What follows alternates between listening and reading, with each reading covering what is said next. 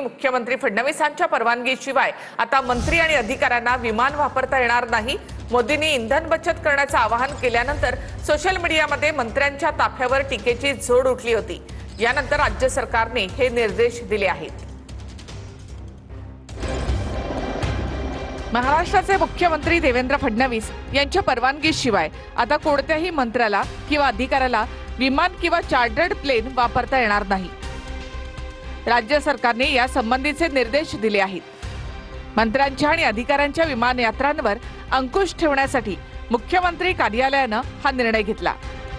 पंतप्रधान मोदींनी पेट्रोल डिझेलची बचत करण्याचे आवाहन केल्यानंतर सोशल मीडियामध्ये मंत्र्यांच्या ताफ्यावर टीकेची झोड उठली होती। त्यानंतर राज्य सरकारने पुढाकार घेत आता मंत्री आणि अधिकाऱ्यांच्या विमान प्रवासासाठी मुख्यमंत्री कार्यालयाची परवानगी आवश्यक केली आहे। एखाद वेळी अर्जंट असेल तरच वापरताय, कोणी खूप तातडीचं आहे। आपण बघा, माझ्या वर्षभराच्या याच्यामध्ये तर मी 4-5दा आणि जेव्हा अर्जंट तेव्हाच गेलो। आमचे मंत्री जात नाही फार।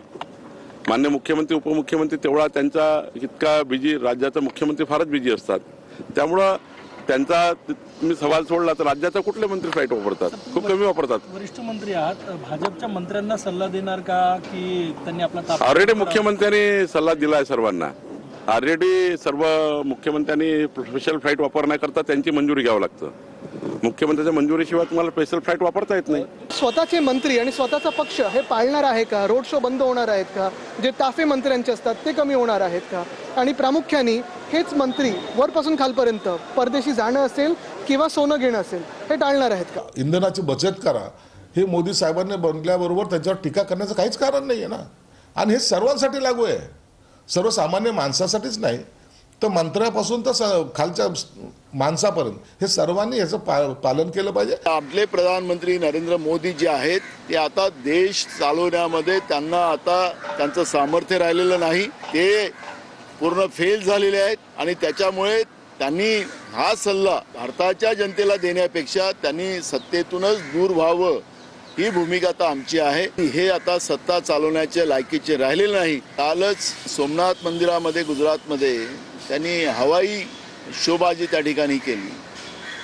विमानाच्या पेट्रोलवर किती महाग आहे हे आपल्याला सगळ्यांना माहिती आहे। मग देश स्वतः सांगेल ब्रह्मज्ञान आणि आपणच कोरडं पाषाण अशी जी भूमिका आहे ती त्याच्यातून स्पष्ट होते। तुम्ही नाकानं जास्त वांगे सोडू नका।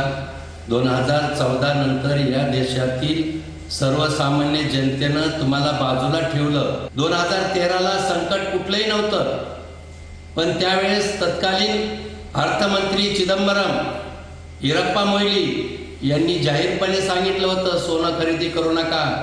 अगोदरच माननीय राहुलजींनी सांगितलेलं होतं की हे संकट येऊ शकते, परंतु त्या केवळ निवडणुका चालू आहेत, धुमाकूळ केला, निवडणुकीचा खर्चाचा धुमाकूळ केला, इंधन प्रचंड वापरलं। आता काटकसर सांगतायत, हे काही बरोबर नाही। काटकसर सुरुवात स्वतःपासून केली पाहिजे। मोदीचा सल्ला किंवा मोदींची सूचना किंवा जे काही निवेदन त्यांनी केलं आहे किंवा त्यांनी आवाहन केलं आहे त्या आव्हानाला पॉझिटिव्ह घ्या, स्वदेशीचा नारा स्वीकारा आणि त्या ठिकाणी विदेशी वस्तूवर मात्र त्या ठिकाणी खर्च कमी करा, एवढंच मोदीजींनी म्हटलं आहे।